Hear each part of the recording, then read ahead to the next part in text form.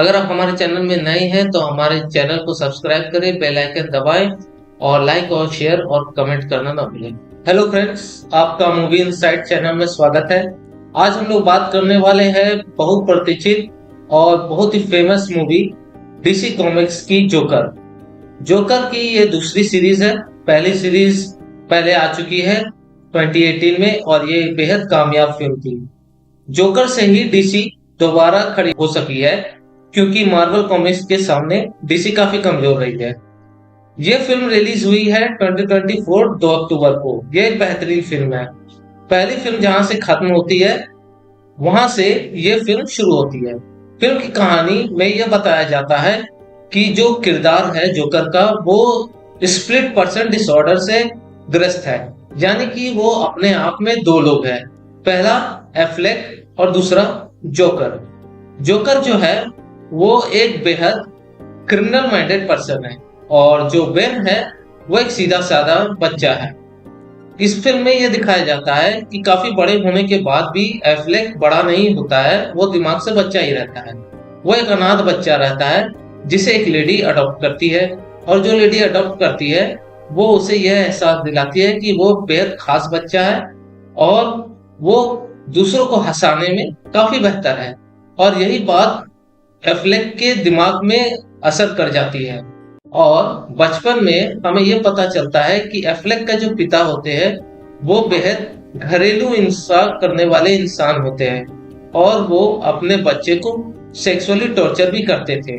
इसी चीज का असर जोकर को दिमाग में पड़ जाता है और जिसके बाद हमें यह पता चलता है कि वो खुद को दिलासा देने के लिए खुद ही माया जाल बुनते रहता है।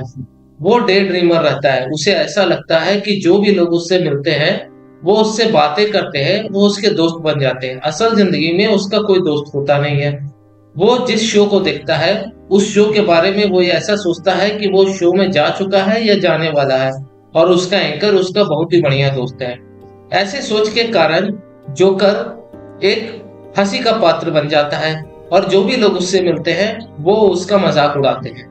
हमें यह देखने को मिलता है जोकर को कोई भी आके मार के चला जाता है, यानी कि वो बहुत ही सीधा साधा इंसान है। अब जहां फिल्म खत्म हुई थी वहां से जब यहां तक आते हैं तो हमें यह पता चलता है कि जोकर जो है अब वो जेल में है। और जब जेल में जोकर है तो हमें यह देखने को मिलता है कि सभी लोग उससे डरते हैं, क्योंकि वो सोचते हैं कि एफ्लेक ही जोकर है और वो जिसे देख रहे हैं वो जोकर है, वो उन्हें भी मार सकता है। इस कारण जोकर वहां पे घृणा का भी शिकार होता है। पर हमें यह देखने को मिलता है कि जोकर इस फिल्म में अभी तक इंट्रोड्यूस नहीं हुआ है। फिर यहाँ पे हार्ली क्विन आती है। इस फिल्म में हार्ली क्विन की किरदार निभा रही है बहुत ही फेमस एक्ट्रेस, नहीं उन्हें गायक कह सकते हैं, लेडी गागा। लेडी गागा एक बेहद ही फेमस रैपर है और वो इस फिल्म में हार्ली क्विन का किरदार निभा रही है।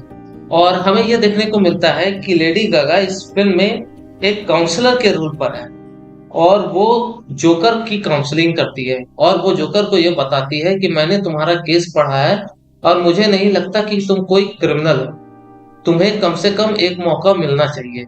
और वो कोर्ट में ये सिफारिश करती है कि जो जोकर है यानी कि एफ्लेक को एक मौका देना चाहिए, क्योंकि उसका क्राइम जो है वो इसने नहीं किया है। वो एक तरह की बीमारी से ग्रसित है और इसी कारण से उसके अंदर के जो दूसरे किरदार है उसने ऐसा काम किया है, इसलिए जोकर को छोड़ देना चाहिए। पर हम ये देखते हैं कि कोर्ट ये बात जल्दी नहीं मानती है और कुछ पैरोल के बाद या फिर कुछ घटना के बाद जोकर जेल से निकल भी जाता है, पर फिर वो तुरंत पकड़ा जाता है और फिर उसे तुरंत जेल में डाला जाता है। और हम ये देखते हैं कि उसकी दोस्ती हार्ली क्विन से बहुत अच्छे से हो जाती है, यानी कि वो हार्ली क्विन के किरदार से काफी अपनापन महसूस करता है। इसी तरह से दिन कटते रहते हैं और हमें ये पता चलता है कि जोकर का जो किरदार है वो बहुत ही फेमस हो चुका है गौथम में। गौथम जो लोग नहीं जान रहे हैं हम इसे बता दें कि बैटमैन का सबसे बड़ा दुश्मन है गौथम। हम ये बताना चाहते हैं गौथम में बैटमैन और जोकर दोनों ही रहते हैं।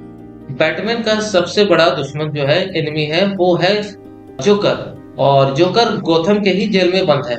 और फिर हमें यह देखने को मिलता है गौथम के लोग जोकर को सपोर्ट करने लगते हैं। वो ऐसा मानते हैं कि जोकर अच्छे लोगों को नहीं मार रहा है और जोकर समाज में बैलेंस लाने के लिए काफी कोशिशें कर रहा है। इसी कारण से कोर्ट इस बात पर मान जाती है कि शायद एक और सुनवाई होनी चाहिए जोकर के लिए। फिर इसके बाद हमें ये देखने को मिलता है कि एक पुलिस वाला आता है और वो कहता है कि कोई उससे मिलने वाला है। और जैसे ही जोकर मिलने के लिए जाता है, तब हमें ये सीन में दिखाया जाता है कि वो आदमी जोकर से थोड़ी बहस करता है और उसके बाद उसे चाकू से बुरी तरह गोद के मार देता है। और फिर हमें ये देखने को मिलता है कि डीसी कॉमिक्स का सबसे बड़ा विलेन एक मामूली आदमी के द्वारा मारा गया। अब वो सच में मारा गया है या फिर ये इस फिल्म के लिए, हमें ये नहीं पता, पर इस फिल्म के अंत जोकर के मरने से होती है। तो दोस्तों, आप हमारे चैनल में नए हैं तो हमारे चैनल को सब्सक्राइब करना ना भूलें। हमारे चैनल को लाइक, सब्सक्राइब और शेयर करें और कमेंट करके ये बताएं कि आप कौन सा अगला मूवी का रिव्यू देखना चाहेंगे। तब तक के लिए धन्यवाद। आशा करते हैं आपका दिन अच्छा गुजरे। Thank you.